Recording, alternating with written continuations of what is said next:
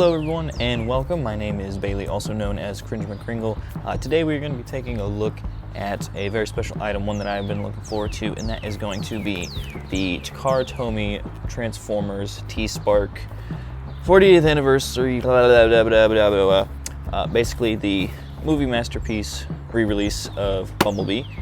This thing I have been looking forward to for a while. It's basically just the old MPM figure, but redone in more accurate coloring. So just thought I would make a review on this, and hopefully you guys will enjoy. First off, we have the box, very similar to other Takara boxes. We have all Japanese text surrounding the box telling us what this is, but we also have some very nice pictures of Bumblebee in his robot and his vehicle mode. Out of the box, he comes packaged in vehicle mode. All you have to do is close the doors and just tap a few things together to make it look nice. The vehicle mode is basically perfection. The updated coloring makes this figure look so much better. The darker yellow is much more accurate to the concept Camaro used in the film. The original release definitely was Chevrolet's Rally Yellow, which is what that generation of Camaro was sold in, but it wasn't correct to the film. Now that it is, I'm drooling all over this figure again. The rims have also been painted the correct shade of silver and not the dark gunmetal grayish black like on the original release. And I believe that the windows are a darker shade of translucent plastic, but since I don't have my original on hand, I can't confirm if that is the case. Overall, this vehicle mode is a vast improvement over the original. There really was only two things that were changed, but they make such a huge difference to the overall look of this car. Vehicle mode also rolls quite nicely. And B here also has a spot to attach his cannon to. It's just right here on the bottom of the vehicle mode. I will say though that this mode still isn't perfect. The molding for the vehicle mode is still based off of the production version of the Camaro instead of the concept.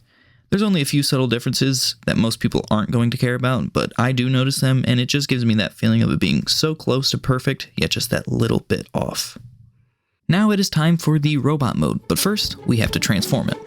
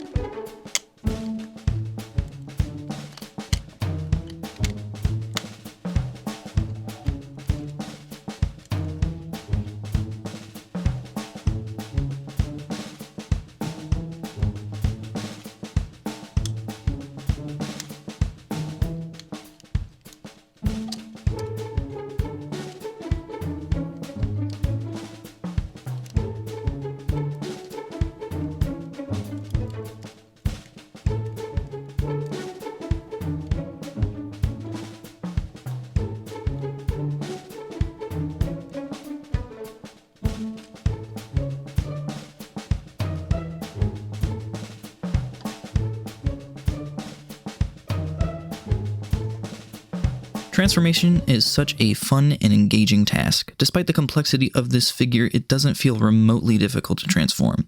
Everything about this transformation makes sense, it all works the way that it should, and there is some genius ideas going on with this figure. The legs unfolding still mesmerizes me on how it works, and I love how the upper and lower halves of the figure are basically connected via a metal bar. It helps make the transformation feel like two different steps instead of focusing on all the intricacies that happen elsewhere.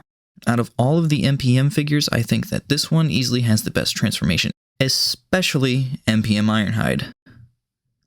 Fuck that guy. Robot mode is simply fantastic. There's so much molded detail all throughout the figure, especially on the arms and the legs. This detailing is nicely highlighted by the silver paint apps and a lighter gray plastic. The darker yellow just looks so good, and I know I've already said how much more accurate it is, but truly it looks leagues better than the Rally Yellow. B's head sculpt is also a 10 out of 10. There is so much tiny detail, and of course he has light piping. He also has this lovely little battle mask, which you can flip down for him to wear in action. Articulation for B is top notch. Starting with his head, although not on a ball joint, it is on an expressive joint that can look all around. Arms can go all the way around as well, but are hindered by the back kibble. There is an arm rotation as well as an elbow bend. There is wrist swivel with articulated fingers. He has waist rotation. Legs are on lovely ratchet joints and go all the way forward and back as well as out. There's a knee bend, slight ankle pivot, and a toe bend. This articulation allows for some good and expressive posing. Now Bumblebee here does come with one accessory, that being his cannon.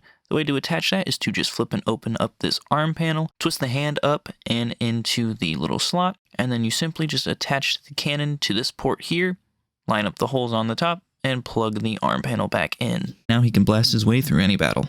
On to my final thoughts. T-Spark B is a home run of a figure. He's got 2 plastic color changes, and yet they do so much in terms of screen accuracy, which is what MPM is all about. The yellow is correct now, the gray is much brighter. He's just awesome at this point. Vehicle mode is excellent despite my earlier rant because, well, most people won't really care about it. Transformation is the best out of all the MPM figures, as it is very complex, but it's also fun and engaging. He does lack in features and accessories, but that's more so because he only ever had the mask and the gun in the movies and nothing else. So I don't fault Takara for that. He's a fun figure and easily the best movie Bumblebee we've ever gotten and potentially will ever get. After exchange, I paid $115 for him, which isn't too bad considering the original goes for a little bit more in the secondhand market. Overall, this guy is great, and you should definitely pick him up if you love the movies, Bumblebee, and or both. I hope Takara keeps the MPM line up, but if this is the final figure that we ever get, I am more than happy.